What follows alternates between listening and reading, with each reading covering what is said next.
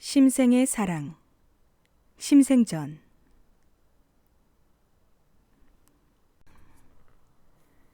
심생은 서울 사는 선비였다. 나이 20에 용모가 준수하고 힘얼쑥하며 기운차고 활기가 넘치는 청년이었다. 어느 날 종로 내거리에서 임금님의 거둥을 구경하고 돌아오는 길이었다. 어떤 힘센 계집종이 자줏빛 비단 보자기로 한 처녀를 덮어 씌운 채 등에 업고 지나갔다. 그 뒤에는 갈래머리를 따은 어린 계집종이 붉은 비단신을 들고 따라갔다. 심생은 보자기 속에 있는 사람의 몸 크기를 어림짐작해보고는 어린 계집아이는 아니라고 생각하였다. 심생은 호기심이 일어나 그 뒤에 바짝 붙어 따라가 보았다. 뒷공무니를 밟고 가다가 어떤 때는 슬쩍 소매를 스치며 지나가 보기도 하였다. 그러면서 한시도 보자기에서 눈을 떼지 않았다. 이렇게 소강통교에 이르렀을 때 벼랑간 회오리바람이 불어와 자줏빛 보자기가 휙 벗겨졌다. 과연 보자기 안에는 처녀가 엎여 있었다. 복숭아빛 뺨에 버들잎 같은 눈썹, 초록 저고리에 다홍치마, 연지와 분으로 곱게 화장을 한 고운 얼굴이었다. 언뜻 보기에도 다시 없는 미인이었다. 처녀 역시 보자기 안에서 어렴풋이 젊고 멋진 선비를 보았다. 남빛 두루마기에 초립을 쓰고 자기들 왼편에 섰다 오른편에 섰다 하면서 쫓아오고 있었다. 그래서 처녀도 엷은 보자기를 통해 젊은 선비를 엿보고 있던 참이었다. 보자기가 거치는 순간 버들잎 같은 눈과 별 같은 눈동자가 서로 맞부딪혔다. 처녀는 한편 놀랍고 한편 부끄럽기도 해서 얼른 보자기를 끌어당겨 다시 뒤집었었다. 계집종은 그대로 처녀를 업고 가버렸다. 심생은 놓칠세라 걸음을 더 제게 놀렸다. 일행은 곧장 소공동 홍살문 안에 이르렀다. 거기서 처녀는 어떤 집으로 들어가 버렸다. 심생은 멍하니 넋나간 사람처럼 되어 그 집 앞에서 한참을 서성거렸다. 그러다가 이웃에 사는 할멈을 붙들고 이것저것 자세히 물어보았다.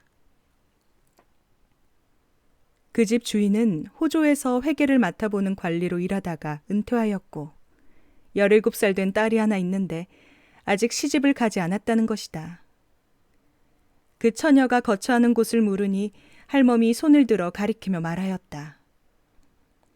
이 작은 골목을 쭉 따라 돌아가면 회칠한 담장이 나올게요. 담장 안에 곁방이 하나 있는데 거기가 처녀가 묵는 곳이라오. 심생은 집에 돌아와서도 머릿속에서 그 처녀의 모습이 지워지지 않았다. 그래서 저녁나절에 부모에게 거짓말을 하고 집을 나섰다. 동무 아무개가 하룻밤 같이 자자고 해서 오늘 밤은 거기 가서 자려고 합니다. 심생은 인적이 끊길 때까지 거리를 서성이며 기다렸다가 훌쩍 그 집 담을 넘어갔다. 초승달이 어스름한데 창밖에 꽃나무가 아담하게 가꾸어져 있고 등잔불이 창호지에 비쳐 환하였다. 심생은 처마 밑 벽에 기대앉아 숨을 죽이고 기다렸다. 방 안에는 두 계집종과 함께 그 처녀가 있었다. 처녀는 나직한 소리로 한글 소설을 읽고 있었다. 부드러운 목소리는 새끼 꾀꼬리가 지저귀는 듯 하였다. 어느새 밤이 깊어 삼경 무렵이 되었다. 두 계집종은 벌써 잠이 깊이 들었고 처녀는 그제야 등불을 끄고 잠자리에 들었다. 하지만 오래도록 잠을 이루지 못하고 이리 뒤척 저리 뒤척 하는 기색이 역력하였다. 심생은 졸지도 못하고 기침 소리도 한 번 내지 못하였다. 그렇게 새벽종이 울릴 때까지 있다가 다시 담을 넘어왔다. 심생은 그날부터 매일같이 그렇게 하였다. 날이 저물면 그 집 담을 넘어 들어갔다가 새벽이면 다시 나오는 것이었다.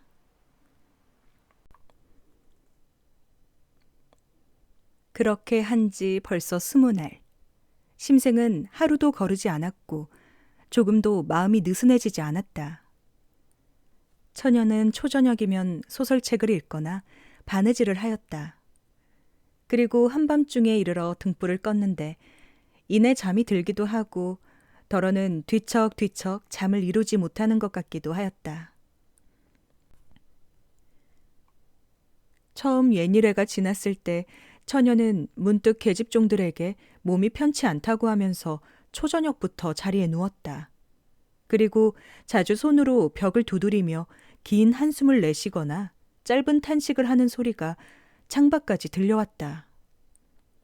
그 정도는 날이 갈수록 더 심해졌다. 20날째 되는 밤이었다. 처녀가 벼랑간 마루로 나와 벽을 끼고 돌아서는 심생이 앉아있는 곳으로 왔다. 심생은 깜깜한 어둠 속에서 벌떡 일어나 처녀를 와락 껴안았다. 처녀는 조금도 놀라지 않았고 낮은 목소리로 말하였다. 도련님은 전에 소강통교에서 뵌 분이시죠? 저는 도련님이 처음 오시던 날부터 이미 알고 있었습니다. 제가 만약 소리를 지른다면 도련님은 여기서 살아나가실 수 없습니다. 저를 놓아주시면 제가 곧 뒷문을 열고 도련님을 맞아드리겠습니다. 어서 저를 놓아주세요. 심생은 그 말을 고지 듣고 물러나서 기다렸다. 처녀는 다시 벽을 따라 돌아서 방으로 들어갔다. 그리고 어린 계집종을 불렀다. 어머니한테 가서 큰 자물쇠를 주시라고 해서 갖고 오너라.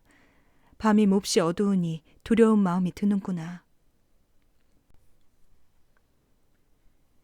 계집종은 곧 안채로 들어가서 자물쇠를 가지고 나왔다. 이윽고 처녀는 열어주기로 한 뒷문에 문고리를 걸고 자물쇠를 채워버렸다. 철커덕 하는 소리가 심생더러 들으라는 듯 또렷하게 울렸다. 그리고 곧 등잔불이 꺼졌다. 처녀는 바로 잠이 깊이 든 것처럼 하였지만 실은 잠을 이루지 못하고 있었다. 심생은 속은 것이 가슴 아팠지만 한편으로는 한번 만나본 것만으로도 다행이라고 생각하였다. 그래서 그날도 굳게 잠긴 문 밖에서 밤을 새우고 새벽녘에야 돌아갔다. 그 다음 날도 가고 그 다음 날도 또 갔다. 문에 자물쇠가 채워졌다고 해서 조금도 마음을 느슨하게 먹지 않았다. 비가 내리는 날이면 유삼을 입고 갔다. 옷이 조금 젖거나 축축해지는 정도는 아랑곳하지 않았다. 이렇게 다시 열흘이 지났다. 밤이 깊어 온 집안 사람들이 모두들 코를 골며 잠이 들어있을 때였다. 처녀 역시 불을 끈 지 오랜 시간이 흐른 뒤였다. 처녀가 갑자기 벌떡 일어나 계집종을 깨워 얼른 등에 불을 붙이라고 재촉하였다. 그러고는 예, 너희들 오늘은 안채에 가서 자거라 하고 안채로 들여보냈다. 두 계집종이 방을 나가자 처녀는 자물쇠를 따고 뒷문을 활짝 열었다. 도련님, 안으로 들어오세요. 심생은 하도 뜻밖이라 이리저리 생각할 겨를도 없었다. 자기도 모르게 몸이 벌써 방 안에 들어와 있었다. 처녀는 뒷문에 다시 자물쇠를 채우고 안채로 가며 말하였다. 도련님, 잠깐만 기다리세요. 처녀는 곧 안채로 가서 아버지 어머니를 모시고 왔다. 처녀의 부모는 심생을 보고 하마터면 뒤로 넘어질 뻔하였다. 처녀는 두 분을 진정시켜 자리에 앉히고 차분하게 말하였다. 놀라지 마시고 제 말씀을 들어보셔요. 제 나이 17이 되도록 한 번도 문밖 출입을 하지 않았습니다.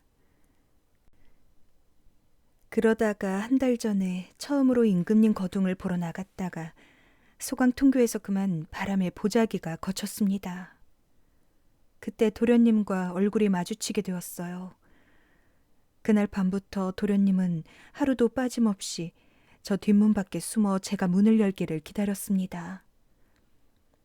그것이 오늘로 벌써 30날이 되었습니다. 비가 내려도 오시고 날씨가 추워도 오시고 문에 자물쇠를 채워 거절해도 쉬지 않고 오셨습니다. 저도 그 한 달 동안 곰곰이 생각해 보았습니다.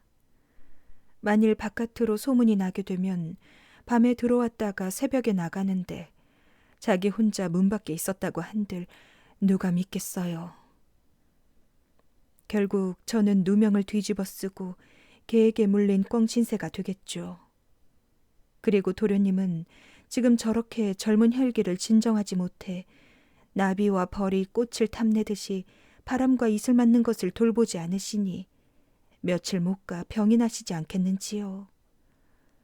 그렇게 되면 양반 때 귀하신 도련님을 제가 죽게 만드는 것이니 다른 사람이 아무도 이 일을 모른다고 해도 결국 하늘의 죄를 받지 않겠는지요. 더욱이 저는 중인집 딸에 불과합니다.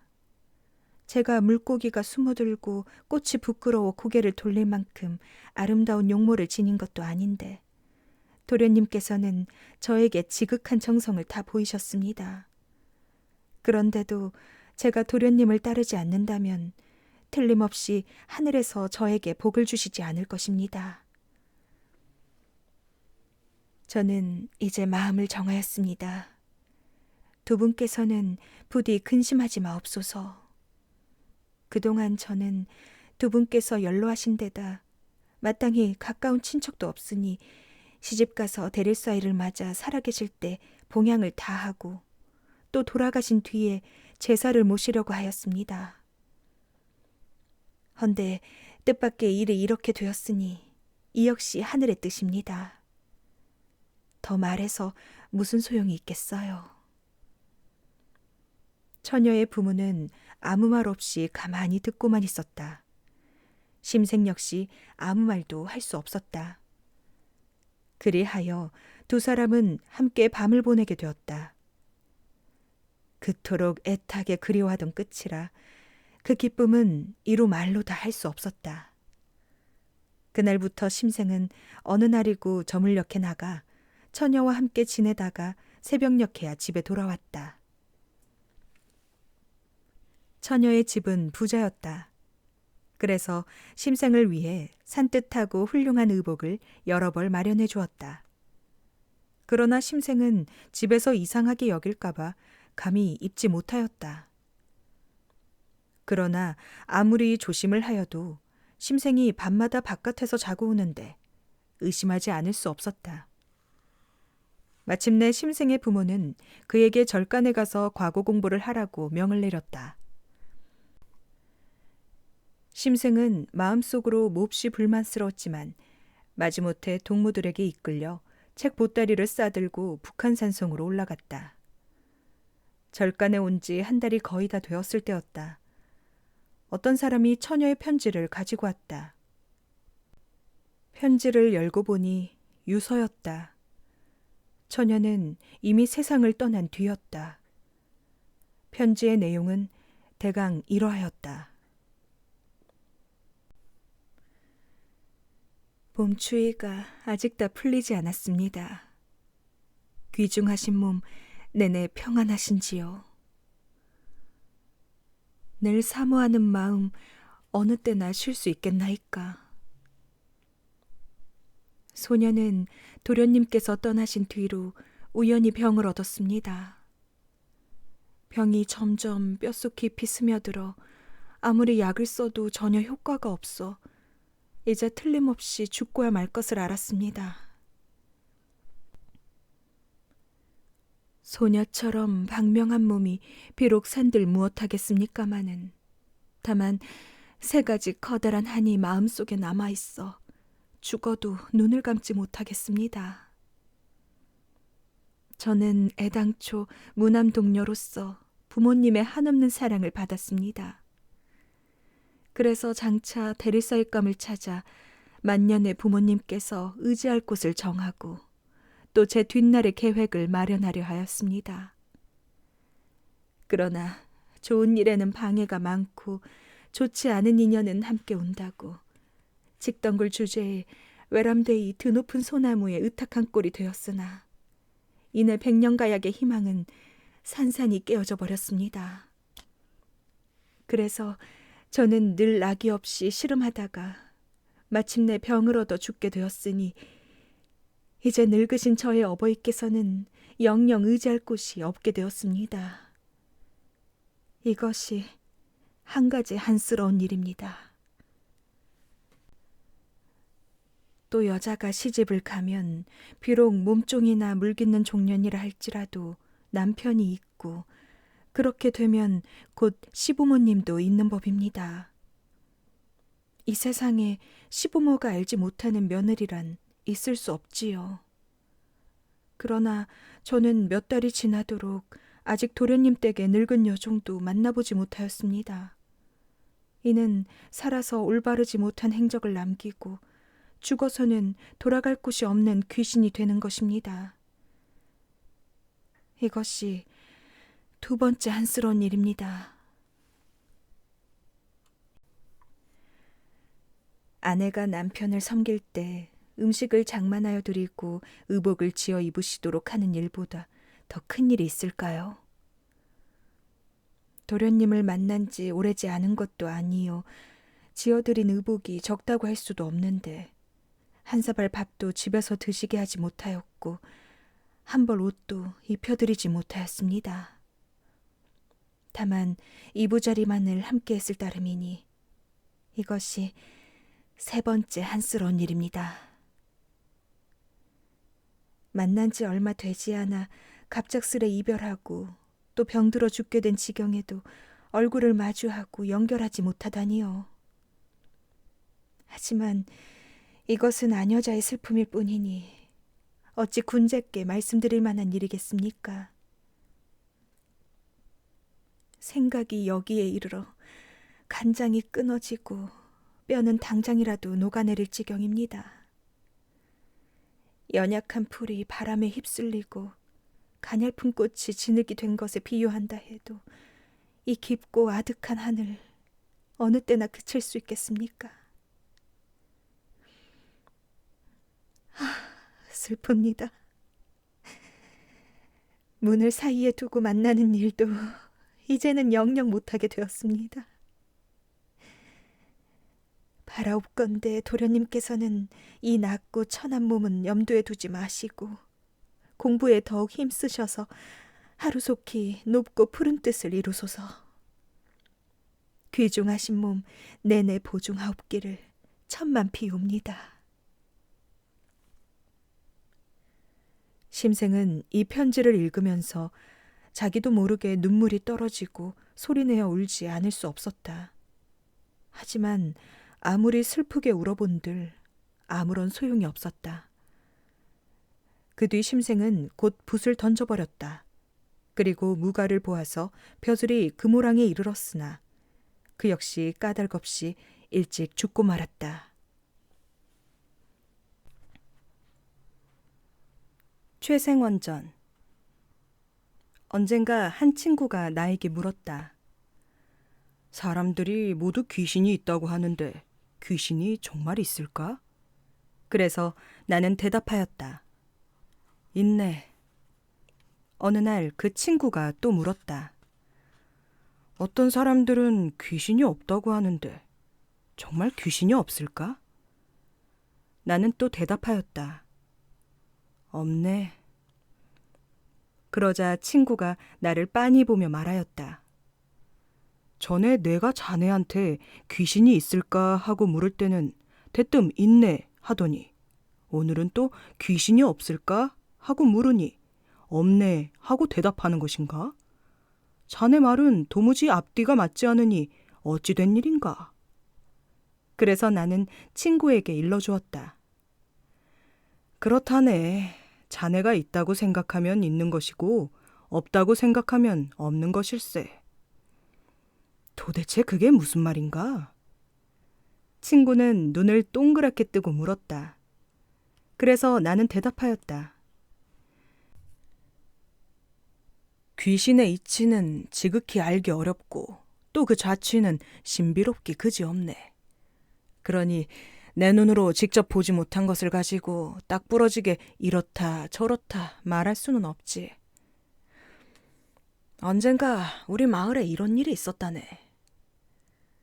나는 친구에게 우리 마을에서 있었던 일을 들려주었다. 일찍이 우리 집 남쪽에 집이 한 채 있었다. 그 집에는 원래 귀신이라고는 없어서 주인이 산 지 5해가 되도록 나뭇잎 하나 놀라 퍼덕이는 일이 없었다. 그런데 마침 그 집 주인이 이웃 사람과 사이가 나빠졌다. 이웃 사람은 그 집 주인이 너무나 미워서 밤마다 오줌을 누러 나오면서 담장 너머로 돌을 3-4개씩 집어던졌다. 처음에 그 집 주인은 그것이 도둑의 짓이라고 생각하였다. 그런데 그런 일이 사흘이나 계속되자 마침내 주인은 무당을 불렀다. 무당은 그 집 마당에 있는 큰 나무 밑에다 떡을 차려놓고 딸랑딸랑 방울을 흔들며 주절주절 신을 불러들였다. 이웃 사람은 담구멍으로 그 꼴을 엿보며 혼자 키득키득 웃었다.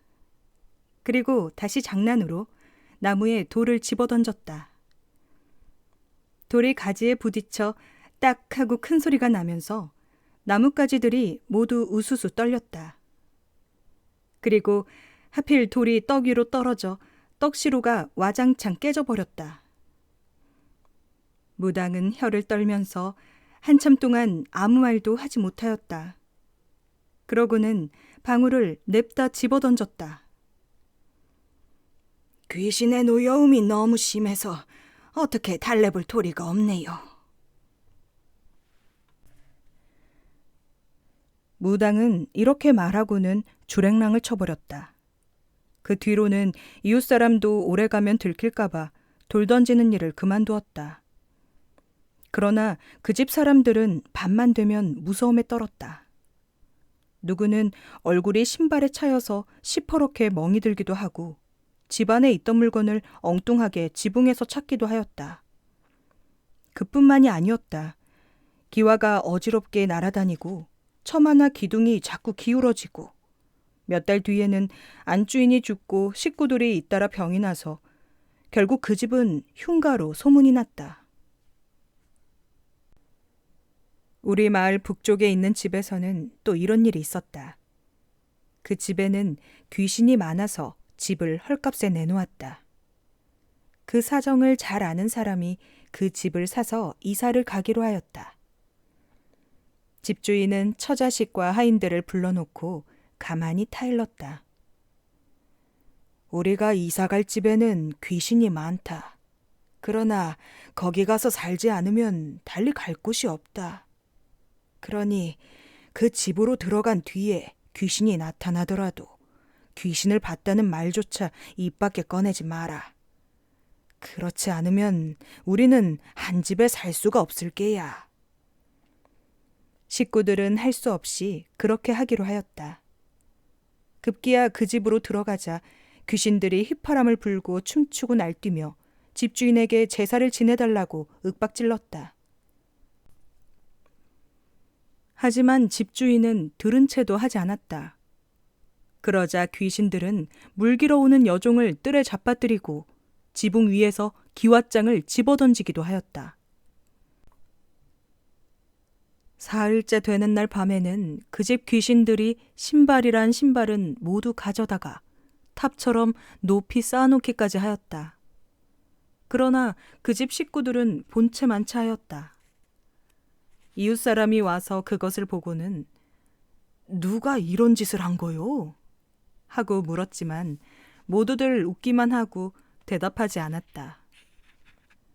그렇게 한 지 열흘이 지나자 온 집안이 깨끗하고 조용해져서 쥐새끼 한 마리 나오지 않았다. 그 집 사람들은 거기서 20해를 살았지만 아무런 걱정도 없었다. 나는 친구에게 우리 마을에서 일어난 이야기를 다 들려주고 나서 이렇게 말하였다. 우리 집 남쪽에 살던 집 얘기를 듣고 나서 나는 귀신은 있다면 있지만 무당은 믿을 것이 못 된다고 생각했네. 그리고 우리 마을 북쪽에 있는 집 얘기를 듣고 나서 귀신이란 없다고 여기면 없앨 수 있다고 생각했네. 귀신은 있다고 하면 있는 것이고 없다고 하면 없는 것이네. 내 말이 옳지 않은가? 친구는 그제야 고개를 끄덕이며 대답하였다. 그렇구먼. 한 번은 또 다른 친구가 나한테 놀러와서 최생원이라는 사람 이야기를 들려주었다. 최생원은 영남지방에 사는 사람이다. 성이 최씨라는 것밖에 이름은 알 수 없다. 우리나라 말에 선비를 서방님이라고 하고 늙은 서방님을 높여서 생원이라고 하니 최생원은 영남지방에 사는 나이든 선비일 것이다. 최생원은 평소 귀신을 업신여겼다. 그래서 마을 사람들 중에 누가 푸닥거리를 한다고 소리를 들으면 꼭 찾아가서 한바탕 뒤집어 놓고 돌아왔다. 언젠가 최생원이 서울로 가는 길이었다. 길가에 묵은 당집이 하나 있었는데 때마침 무당이 거기서 푸닥거리를 하고 있었다. 무당은 갓을 쓰고 비단 옷을 입은 채 왼손으로는 신장대를 잡고 오른손으로는 부채를 흔들고 있었다. 그 앞에는 시골 영감들이 허리를 굽혀 음식을 올리고 빌고 있었다. 최생원은 그 꼴을 보자 참지 못하고 말몰이꾼에게 호통을 쳐서 말을 앞으로 내몰았다. 그러고는 채찍으로 무당을 휘몰아 내쫓고 종이로 만든 칼을 꺾어버리고 잿상과 탁자는 발로 차서 땅 위에 거꾸러뜨렸다. 최생원은 이렇게 한바탕 뒤집어 놓고는 하찮은 귀신놈이 어찌 감히 백성을 유혹하느냐 하며 호통을 치고 그곳을 떠났다. 최생원이 멸리나 말을 타고 갔을 때였다. 그때까지도 최생원은 분이 다 풀리지 않아 말잔등 위에서 씩씩거리고 있었다. 그런데 이게 웬일인가? 최생원이 탄 말이 갑자기 땅에 고꾸라져 뻗어버렸다. 말몰이꾼이 그대로 자리에 털썩 주저앉으며 중얼거렸다. 아이쿠, 이건 제 잘못이 아닙니다요. 아까 그 신은 영험하기로 소문이 났는데 신의 노여움을 샀으니 말이 벌을 받아 죽은 거지요. 이제 이 일을 어쩐대요. 최생원은 당장에 분을 참지 못하고 부르르 떨었다. 이런 잡귀신 놈, 감히 이런 짓을 하다니. 최생원은 다시 그 당집으로 달려가서 지붕에 불을 싸질러 버렸다. 당집이 온통 불에 휩싸이자 물동이 크기만 한 검은 기운이 나오더니 고개를 넘어가 버렸다. 최생원은 그럭저럭 나이가 들어가면서 기운도 점차 쇠약해져 옛날처럼 귀신에 대해 까다롭게 굴지 않게 되었다. 그러던 어느 날이었다. 최생원이 우연히 산길을 가다가 도중에 날이 저물어 버렸다. 그래서 한 시골집으로 들어가 하룻밤 묵어가기를 청하였다. 오늘 저녁에는 신에게 기도를 드릴 일이 있어서 손님을 받을 수 없습니다. 하고 주인이 거절하는 것이었다. 최생원은 그 말을 듣고 껄껄 웃었다. 내가 어디 귀신한테 제사 지내는 것 때문에 묵어가지 못할 사람인가. 최생원은 한사코 우겨서 마침내 바깥채에 묵게 되었다. 하지만 주인이 푸닥거리하는 것을 말리지는 않았다. 그 마을이 옛날 자기가 당집을 태워버린 마을이라는 것도 까맣게 몰랐다. 최생원이 방에 들어 누워 들으니 무당이 신의 뜻을 빌려 집주인을 뜰에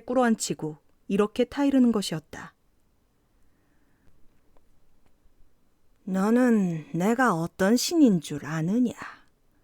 재물은 풍족하냐? 차린 것은 정결하냐? 너는 내 앞에 제상을 차리되 허주나 군웅 같은 다른 잡신들한테 하듯이 해서는 안 될 것이야. 그리고 최생원의 상은 따로 차렸느냐? 최생원은 그 높이가 내게 비할 바 아니어서 그 상을 차릴 때는 내 상에 비하여 10배는 높아야 할 것이야. 만일 그렇게 하지 않으면 최생원이 틀림없이 너를 죽이고 말 것이야. 주인은 이 말을 듣고 공손히 예의 하고 물러났다. 이것은 안방고사라는 것인데 정식으로 굿에 들어가기 전에 음식을 제대로 차렸는지 집주인에게 다짐을 받는 것이었다. 최생원은 이 소리를 듣고는 혼자 슬며시 웃었다. 귀신 중에도 나하고 성이 같은 자가 있네 그려. 잠시 후 주인이 최생원이 묵는 방 앞을 종종 걸음으로 지나갔다. 최생원은 주인을 불러 영문을 물었다. 전에는 우리 마을 당집이 저 언덕 너머에 있었지요. 해마다 가을 거지를 마치면 마을 사람들이 곡식을 거두어 한바탕 치성을 드려야만 온 마을에 병도 없고 곡식도 잘 연그렀지요. 그런데 어느 해 길손 하나가 신을 업신여긴 탓으로 길손의 말이 벌을 받아 죽어버린 일이 있었어요. 그러자 그 길손이 미친 듯이 화가 나서 당집을 불태워버렸어요. 그래서 당집에 살던 신이 자리를 옮겨 마을의 여염집에서 제사밥을 받게 되었죠. 그때나 지금이나 해마다 한 번씩 제사를 지내야 신이 노하지 않는데 지금은 제사를 지낼 때 꼭 상 하나를 따로 차리지요. 옛날 사당을 불태운 그 길손의 영혼에게 바치는 것이라고 하네요. 최생원은 옛날 일이 절로 생각나서 깜짝 놀랐다. 그러고는 이내 크게 웃으며 말하였다. 내가 바로 그 최생원이요. 내가 당집을 태운 바로 그 길손이요. 빨리 최생원 상을 나한테 드리시오. 오늘 배불리 좀 먹어야겠소. 집주인은 그 말을 듣고 이상한 생각이 들어 무당한테 가서 귀뜸을 해주었다. 바깥에 손님이 한 분 와 있는데 그분이 자기가 최생원이라고 하네요. 무당은 그 말을 듣자마자 벼랑간 땅에 거꾸러져 버렸다. 한참 만에 깨어났지만 신은 이미 떠나버린 뒤였다. 무당은 밤새도록 신이 내리기를 빌고 또 빌었지만 신은 끝내 내리지 않았다. 이 이야기를 듣고 보니 사람도 귀신을 무서워하지만 귀신 역시 무서워하는 사람이 덜어 있는 모양이다. 최생원이 바로 귀신이 무서워하는 그런 사람일 것이다. 어쨌든 귀신이 정말 영험하다면 마을 사람들이 최생원의 상을 따로 차리고 공을 들인 지 몇 해가 지났는데도 최생원이 까맣게 모를 리 없을 것이다. 그런데 최생원은 꿈속에서조차 한번 가서 먹어본 적이 없으니 참 맹랑한 일이다. 그뿐인가? 최생원이 엄연히 바깥에 있는데도 무당은 알지 못했고 영험하다는 신도 전혀 알지 못하였다. 뒤늦게 집주인의 귀띔을 받고 나서야 겨우 알아차리고 똥이 빠지게 달아나 버린 것이다. 이런 판국에 무슨 귀신의 영험을 믿으며 그런 귀신을 섬겨 무슨 복을 받겠는가. 진실로 강직하고 훌륭한 사람이 있다면 귀신들도 함부로 범접하지 못하리라.